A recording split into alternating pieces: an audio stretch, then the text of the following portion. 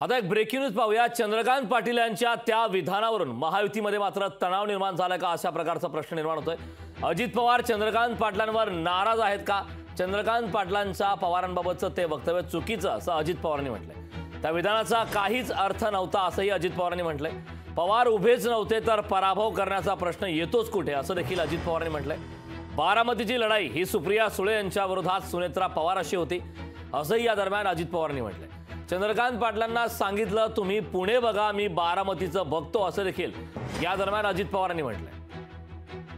दरम्यान आम्हाला फक्त शरद पवारांचा पराभव करायचा आहे, बाकी काही नको, असंही चंद्रकांत पाटलांनी म्हटलं होतं। त्या विधानावरून अजित पवार नाराज असल्याची चर्चा आहे।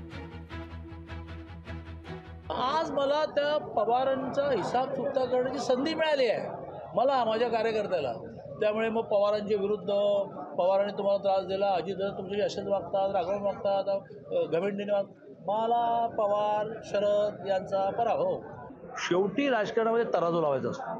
काय वजनदार आहे, काय हलका आहे, काय वजनदार आहे, काय हलका आहे।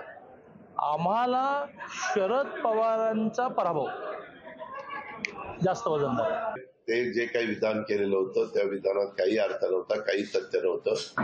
नंतर आम्ही चंद्रकांत दादांना म्हणालो की दादा तुम्ही आपलं पुण्यामध्येच बघा काम, मी काय असेल ते बारामतीत आमचे कार्यकर्ते बघतील। त्यांनी ते बोलायला नको होतं, परंतु शेवटी ते का बोलून गेले आम्हाला माहिती नाही। पण नंतर त्यांनी अवाक्षर देखील काढलं नाही आणि ती निवडणुकीत पवारसाहेब उभेच नव्हते तर पवारसाहेबांचा पराभव करण्याचा प्रश्न येतो कुठं? साहेब उभे असतील तर ना, उभे कोण होते? सुनेत्रा पवार, सुप्रिया सुळे। त्याच्यावर पराभव या दोघींच्या पैकी एकाचा होणार आहे ना। बोलले ते ती चूक आहे, मान्य करतो ना।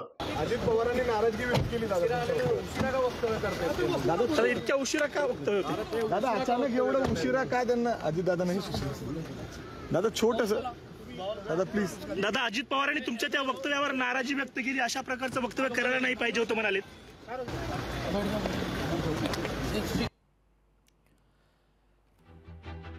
तर या सर्व घडामोडीवरती चंद्रशेखर बावनकुळे यांनी नेमकी काय प्रतिक्रिया दिलेली आहे तेही पाहूया। काहीतरी कपोलकल्पित बातम्या तयार केल्या गेल्या। असं आहे की जेव्हा आपण मतदान त्या ठिकाणी कुठली सभा घेतो किंवा कुठली अपील करतो तेव्हा आपलं कामच आहे की विरोधक जे आहे ते विरोधकाबद्दलचं त्या ठिकाणी आपण सांगतो की आम्हाला मतदान करा, आम्हाला निवडून द्या। त्यामुळं साहजिकच त्या ठिकाणी मतं मागण्याकरता आपण काही विरोधित बोलत असतो। लोकशाही मराठी ऐका, पहा, जागरूक रहा।